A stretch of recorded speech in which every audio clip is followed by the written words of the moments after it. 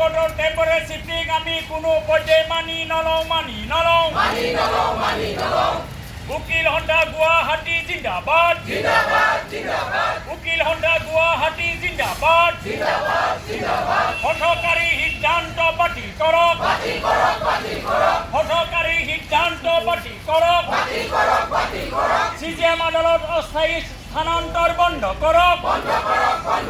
CJM কোৰ্টৰ অস্থায়ী স্থানান্তৰৰ সিদ্ধান্ত বাতিল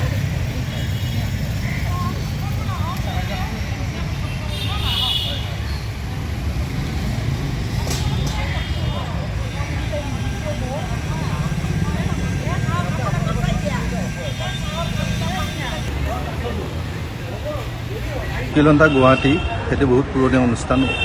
140 বছৰ হৈছে ইয়াৰ লগত থকা যিখন CJM কোৰ্ট আছে সেই কোৰ্টখন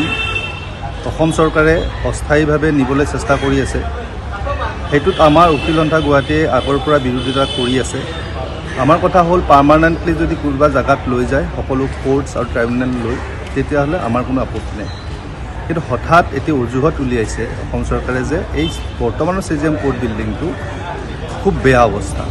আমি কৈছোঁ সেইটো মিছা কথা আমি কৈছোঁ আপুনি কমিশ্যন কৰক তেতিয়া গম পাবতো ভাল নাই বেয়া সেইটোৰ অজুহাতত JD বিল্ডিং বুলি এটা বিল্ডিং আছে তাত কোৰ্ট নিব বিচাৰিছে এতিয়া তেওঁলোকৰ কথাটো হ'ল এইটো বিল্ডিঙত থাকিলে ন্যায়িক বিষয়া কৰ্মচাৰী বা আমাৰো অসুবিধা হ'ব পাৰে কেতিয়াবা বিল্ডিং ভাঙি পেলাই মানুহ মৰিব পাৰে তেনে ক্ষেত্ৰত যদি আমি যাব লগা হয় JD বিল্ডিঙত ঠিক আছে যদি আমি যাবলগীয়াই হয় তেতিয়াহ'লে আমাক য'ত নিব আমাৰ লগত এটলিষ্ট আলোচনা কৰক সেই আলোচনা কৰিম বুলি ডিচিয়ে আমাক লিখিত প্ৰতিশ্ৰুতি দিছিলে সেই প্ৰতিশ্ৰুতি তেওঁলোকে ভংগ কৰিছে ভংগ কৰি পেলাই একপক্ষীয় এটা সিদ্ধান্ত আমাক জাপি দিছে তালৈকে যাব লাগিব আৰু আপোনালোকে জানি পেলাই আচৰিত হ'ব যে যোৱা শুক্ৰবাৰে সন্ধিয়া 4:20 আমাক এখন নটিচ দিছে CJMৰ পৰা যে মঙলবাৰৰ পৰা কোৰ্ট তাৰ পৰা ফাংচন হ'ব যে JD বিল্ডিঙৰ পৰা তো কথাটো হ'ল আপোনালোকৰ যদি ইমান ভাল ইচ্ছাই আছে মাজত শনি ৰবি সোম 3 দিন বন্ধ আছে আপুনি শুক্ৰবাৰে এখন কিয় দিলে তাৰ আগতেই দিব লাগিছিল তাৰপিছত আমি যেতিয়া JD বিল্ডিঙত গৈ চালোঁ তাৰে কোৰ্টত আপোনাৰ অৱস্থা নাইকিয়া এটাও টয়লেট নাই কোনো ধৰণৰ একো ব্যৱস্থা নাই কোৰ্ট ৰুমটো 400 স্কুৱেৰ ফিটৰ তলত তেনেকুৱা এটা কোৰ্ট ৰুমত আপুনি কাম কেনেকৈ কৰিব আমাৰ কাৰণে মোটামুটি ধৰক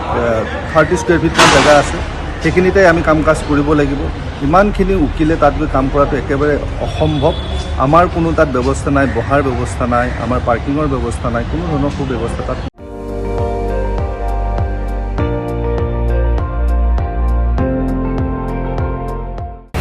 আপুনি চাই আছে ND24